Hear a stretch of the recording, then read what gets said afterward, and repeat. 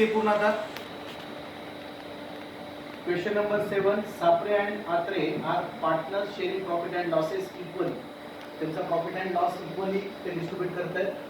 From the following trial balance and adjustment prepare trading and profit and loss account for the year ended 31st March 2019 and balance sheet as on that day. Trial balance as on 31st March 2019. Sundry debtors posting बघूयात आपण. Sundry debtors balance sheet asset, purchases ट्रेडिंगचे debit, returns. आता हे कुठले आहे? Returns मध्ये इथं returns आहेत आणि इथं पण रिटर्न्स आहेत. म्हणजे कुठले ते सांगा मला आणि हे रिटर्न्स कुठले तुम्ही सांगायचे. ओपनिंग स्टॉक ट्रेडिंगच्या डेबिटला, land and building balance sheet asset, carriage ट्रेडिंगच्या डेबिटला, rent rates taxes profit and लॉसच्या डेबिटला, drawing balance sheet liability, salaries profit and लॉसच्या डेबिटला, बॅड डेट्स प्रॉफिट अँड लॉसच्या डेबिटला, machinery balance sheet asset, machinery balance sheet asset, machinery balance sheet asset,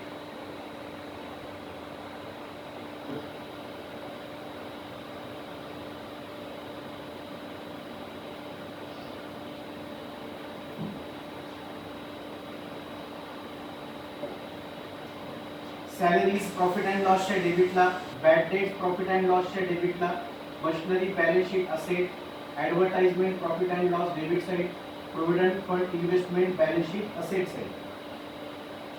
cells ट्रेडिंगच्या क्रेडिटला, creditors balance sheet liability, sundry income profit and लॉसच्या क्रेडिटला, capital balance sheet लायबिलिटीला, provident fund balance sheet liability.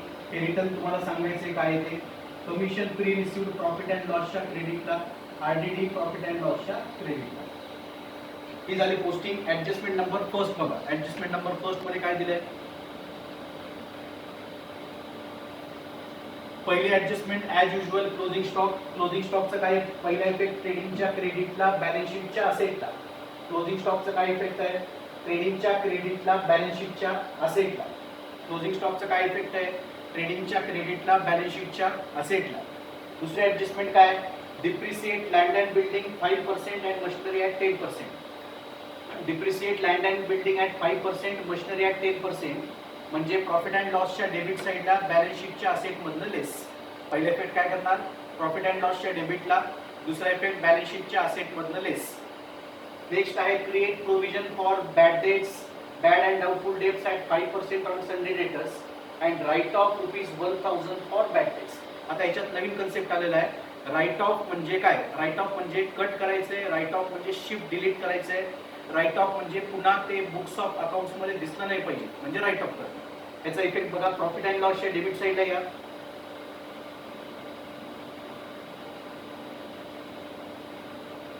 Profit and लॉसच्या डेबिटला to bad debts old 1000, add new bad debts 1000, new RDD 2100 आणि old RDD आपण इथं लेस केलेली 400.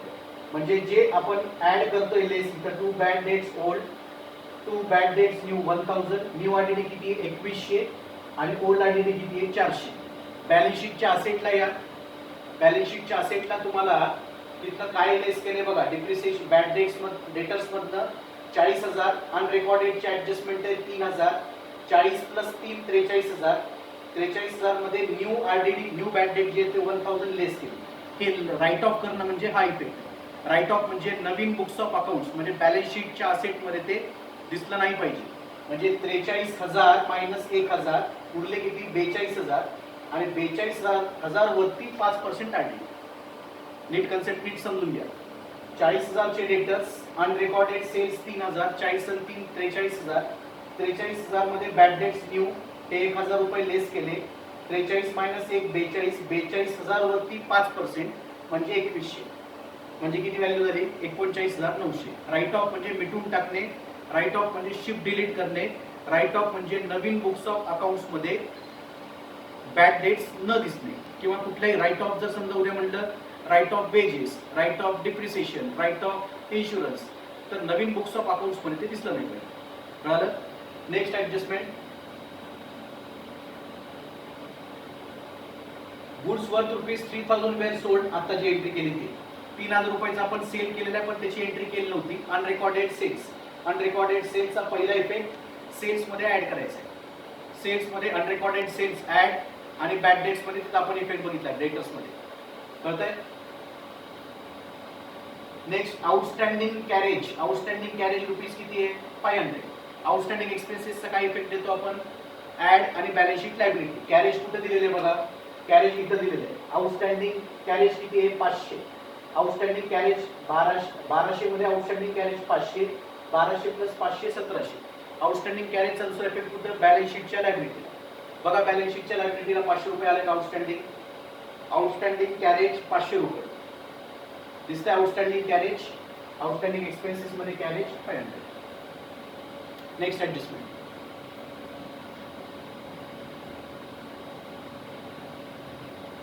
Goods worth rupees 8,000 were purchased on 31st March 2019 and included in the closing stock but not recorded in the books of accounts. ही एक नवीन adjustment आहे. Goods worth rupees 8,000 were purchased म्हणजेच अनरेकॉर्डेड purchase was not recorded in the books of accounts. त्याच्यामुळे इथं काय करणार तुम्ही? अनरेकॉर्डेड purchase मध्ये इथं ऍड करणार. कळते का नाही? अनरेकॉर्डेड परचेस मध्ये तुम्ही इथं ऍड करणार. इथं अनरेकॉर्डेड सेल्स ऍड तसंच अनरेकॉर्डेड परचेस पण ऍड. कळतंय? हे डेटर्स मध्ये जातं. आता बॅलन्स शीटच्या लायबिलिटीला या. बॅलन्स शीटच्या लायबिलिटीला कुठे अनरेकॉर्डेड परचेसचा इफेक्ट दिसतोय का बघा? क्रेडिटर्स. क्रेडिटर्स मध्ये अनरेकॉर्डेड परचेसेस 8. कळलं का नाही? डेटर्स. डेटर्स म्हणजे काय? जर समजा आपण सेल केलाय त्याच्याकडनं पैसे घ्यायचे पण आपण रेकॉर्ड केलं नाही, अनरेकॉर्डेड सेल्स म्हणून ऍड करतो. परचेसेस आहेत. परचेसेस कितीचे आहेत? आपण 23,000चे आपण क्रेडिटर्स आहेत त्याच्यामध्ये 8,000चे अनरेकॉर्डेड परचेस आहेत. त्या क्रेडिटर्स मध्ये 8,000 रुपये ऍड करा. Unrecorded purchases. कळलं? चला नेक्स्ट ऍडजस्टमेंट झालं. Goods worth rupees last adjustment तीच आहे.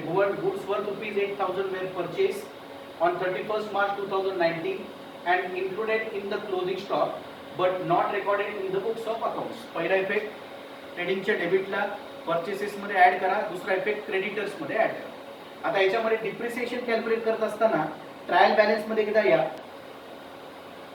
ट्रायल बॅलन्स मध्ये मशिनरी आहे 25,000ची पण ऍडिशन ऑन 1 ऑक्टोबर 2018 रुपीज 10,000 म्हणजे 25,000 मध्ये 10,000 रुपयाचं जे असेट आहे ते आपण 1 ऑक्टोबर 2018 ला परचेस केलेलं आहे.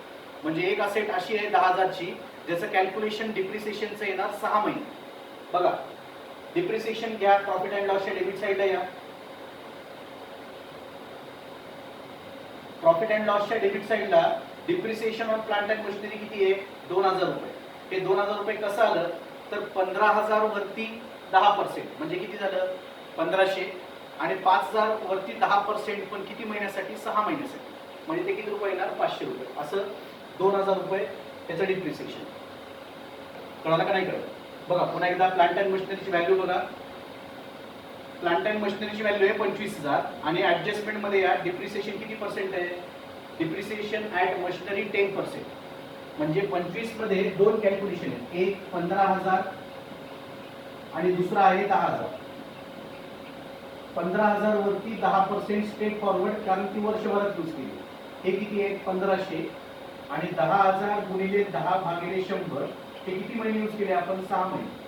म्हणजे 10,000 गुणिले 10 भागिले 100 म्हणजे किती झाले? हे 1000 गुणिले 6 भागिले 12 म्हणजे किती? 500. असे हे 500 आणि 500 1500 प्लस 500. प्रॉफिट अँड लॉसच्या डेबिट साईडला बघा डिप्रिसिएशन दिले 2,000 रुपये.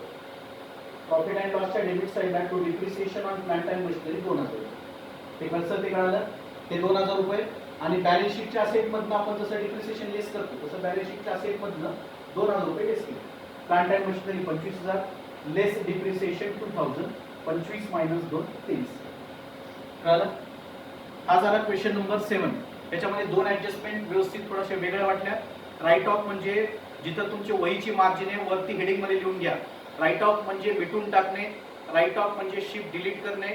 राईट ऑफ म्हणजे नवीन बुक्स ऑफ अकाउंट्स मध्ये तो एक्सपेन्सेस न रेकॉर्ड करणे म्हणजे राईट ऑफ करणे. दुसरा आपण बघितलं जर समजा ऍडिशन टू द मशिनरी असेल वर्षभरात मशिनरी आपण कधी ऍड करतोय तेवढेच महिने कॅल्क्युलेशन करायचे. जर समजा मी 1 जानेवारीला असेट परचेस केली आहे तर 1 जानेवारी पासून 31 मार्च पर्यंत डिप्रिसिएशनचं कॅल्क्युलेशन करायचं. जर समजा मी 1 फेब्रुवारीला जर असेट परचेस केली असेल तर 1 फेब्रुवारी टू 31 मार्च म्हणजे 2 महिन्याचंच कॅल्क्युलेशन करणार. कळतंय? ॲडिशन टू मशिनरी असू द्या, addition to land and building असू द्या किंवा कुठल्या असेटचं ॲडिशन असू द्या, जेवढे महिने तुम्ही यूज केलेलं आहे तेवढे महिनेच तुम्हाला डिप्रिसिएशनचं कॅल्क्युलेशन करायचं. ठीक आहे? हे झालं क्वेश्चन नंबर 7.